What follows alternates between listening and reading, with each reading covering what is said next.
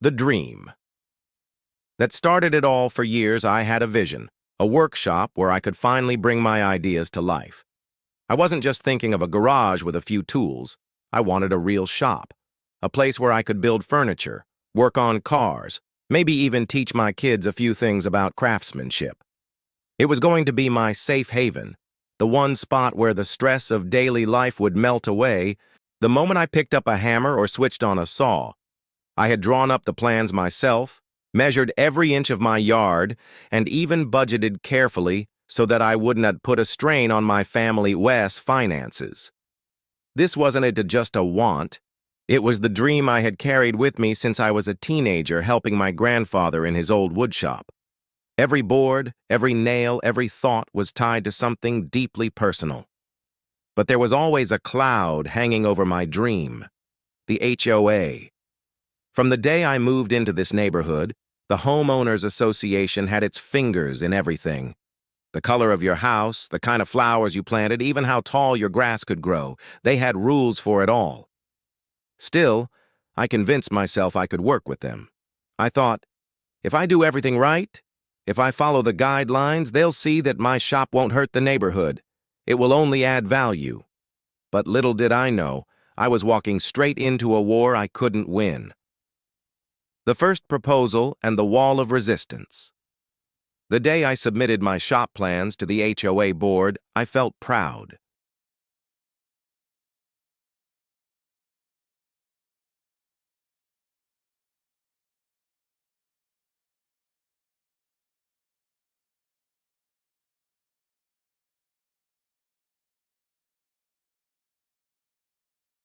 Your proposed structure does not meet community aesthetic standards and may negatively impact property values.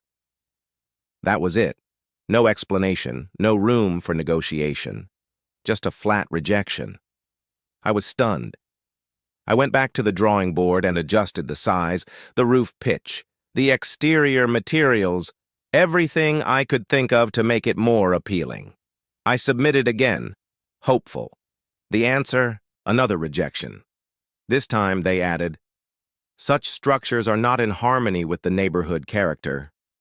That phrase stuck with me like a thorn. What did harmony even mean? I wasn't planning to build a neon-colored warehouse. It was a modest shop, smaller than some neighbors' oversized sheds.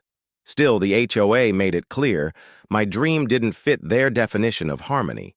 Fighting back with determination. Most people would have stopped after 2 rejections. But I wasn't most people. This was my dream. I began attending HOA meetings, standing up during the member forum, explaining my plans to anyone who would listen. Some neighbors supported me, whispering afterward, "I don't see the harm in it. I'd love a shop like that myself."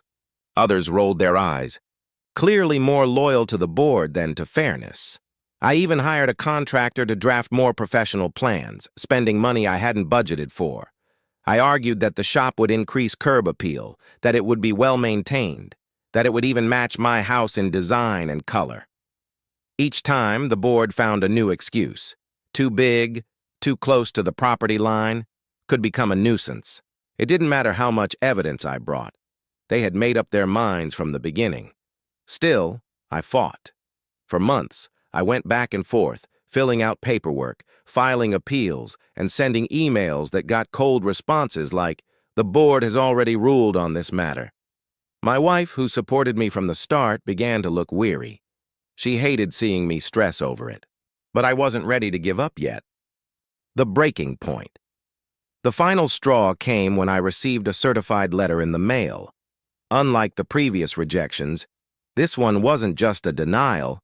It was a warning.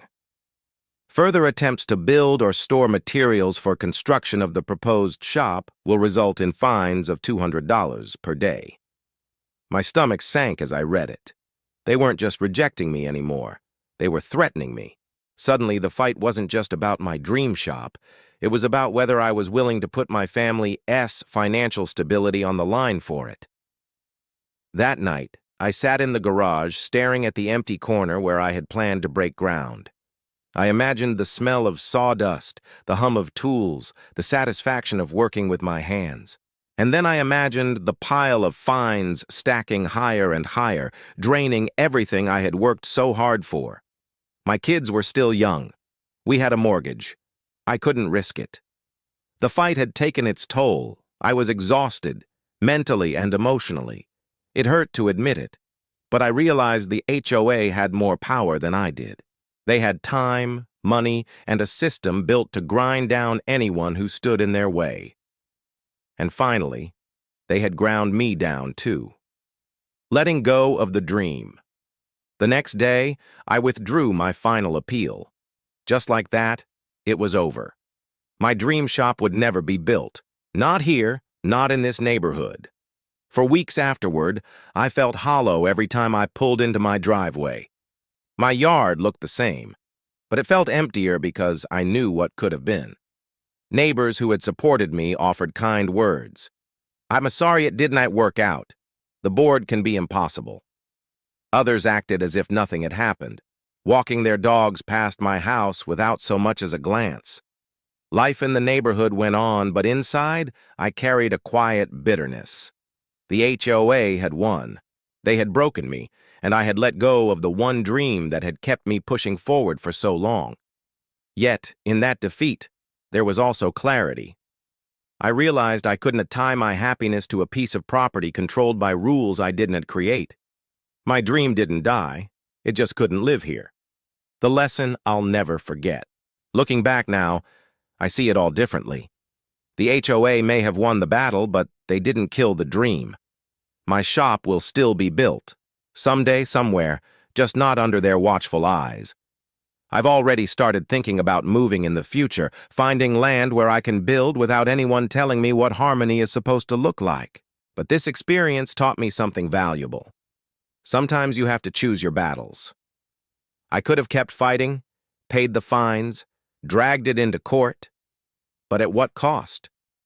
My family's peace? My savings? My health? Some battles just aren't worth losing everything over, even if it means swallowing pride and letting go. The HOA finally won, yes, but only on paper. Inside, I still carry the blueprint of that dream shop, and one day when the time and place are right, I'll bring it to life, without anyone standing in the way. Until then, the lesson remains carved into my memory. In a world full of rules and restrictions, dreams survive not by where they're built, but by how deeply they live inside us.